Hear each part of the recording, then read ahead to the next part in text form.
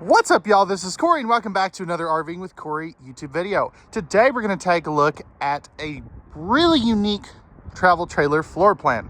This is the 2026 Tracer Model 248RE. This, again, is a really unique floor plan. I think you're either going to love this or hate this, but as we go through this, let me know your thoughts. Now, pricing and specs will be in the video description. You also saw that they popped up here on screen, and let's get on to the inside. All right, y'all, we're on the inside of this 248RE. Now, this is a brand new floor plan for the Tracer line, and I think it's pretty unique. It's a little bit different than some other things out there, but let's get started with our main seating areas. So no carpet in any of these Tracers, as you can see there. They are doing the linoleum in the slide outs. You're also going to have a booth dinette. So this will turn down into an extra sleeping area. It also has great storage underneath both sides, which is really nice and really convenient for some of those bigger things that you may not need all the time, but you definitely want to have. You can also see you've got a couple of USB ports right there next to your light switch there. Window over there as well that does open. And then you've got your theater seats right here. These, of course, are super comfortable recliners.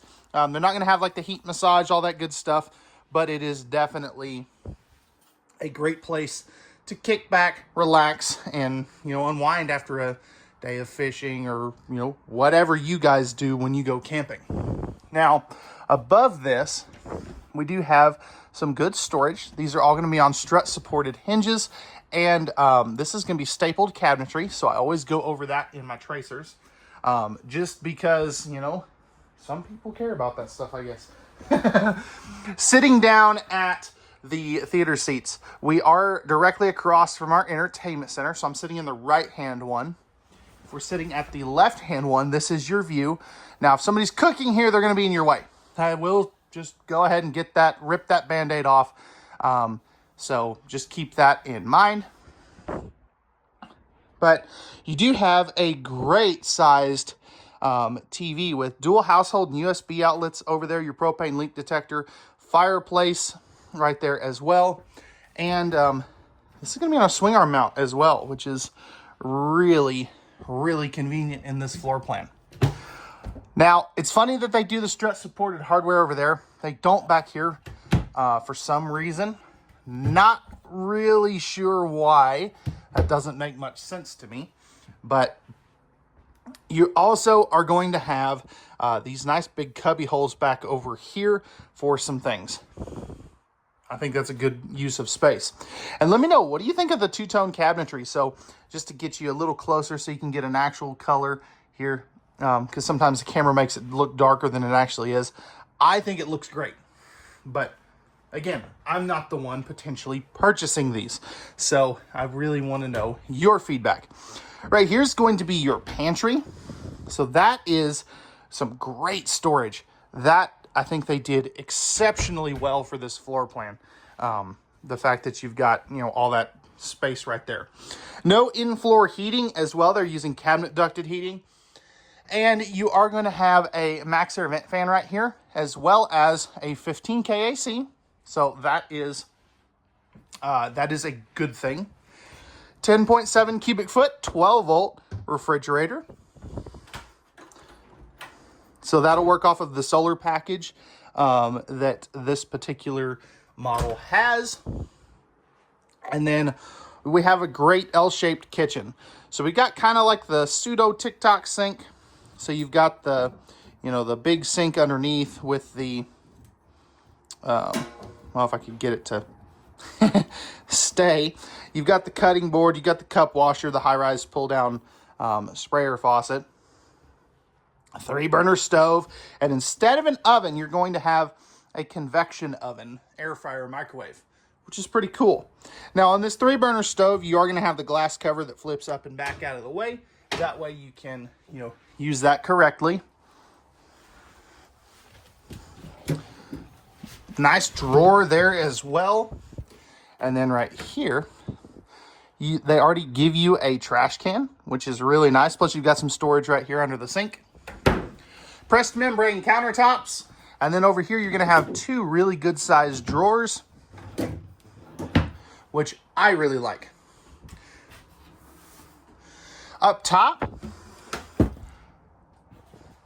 good storage up there. I definitely think they did a good job with that. And then you're probably wondering, where are my electrical outlets? You do have two right here. That is the only set in the kitchen though. Shoe garage right there. And then you have all of your controls right up here for your slide out awning, lighting controls, all that good stuff. I'll show you where your tank monitoring panel is. I think they did a good job on that too. Plus I love these two big campside windows. Thermostat right there. You do have a motion sensor light. I just forgot to turn that on. But moving up into the bathroom, we are, it's a simple bathroom, but it does what it needs to do. So medicine cabinet right there. Right here's going to be your water pump and your tank monitoring panel. Plus you're going to have your tankless water heater. Nice big sink, although it does limit your countertop space. And then plastic toilet. That I'm not super stoked about, but you could always upgrade that. If we take a seat at said plastic toilet, pretty good elbow room. They definitely did the best they could with the space they have. Plus, decent leg room. If you're much taller than me, you're probably going to hit that corner, which I almost do. But, it's definitely usable. Right here, you're going to have a 4-inch fart fan, which, I'd like the Max Vit fans. Another motion sensor light. Towel bar here with the shelf up top. And then you have a 30 by 36 inch shower with the skylight up top. And of course they're using the, traditional shower curtain, which some people don't really like, but that is what they're doing. Flipping this around, you can see I've got just enough headroom if I'm not in the skylight. If I move forward just a touch, I've got probably about 3 inches above my head. So plenty of head height if you are a little bit taller than I am. I'm 6'1" for height reference. I've got great elbow room both ways. They did a good job on the shower size, I think. But for a small bathroom, it definitely does what it needs to do and nothing more, which is, it gets the job done. Up front here, we're going to have a king size bed. So that is something a lot of people are looking for. You do have, this is the one that has the open storage down here. And you've got that neat little ottoman with the little cubbies on both sides. That is an inflow ducted heat vent. And most travel trailers do that in the bedroom. Don't know why, but that's what they do. Great storage there for your wardrobe spaces. And then again, here we go again with the strut supporting hinges. I don't know why they only do that on some of them and not others. And of course, you have the same thing over here. Now, this is one thing I really do like that they are doing, is you've got your household outlets back in there on both sides. So that's great for those traveling CPAP machines.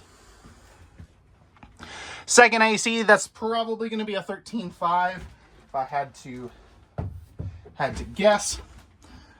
And then right here, you do have some extra linen space. I would have almost rather have had this in the bathroom, or, like a little pastor cabinet or something, but it definitely works.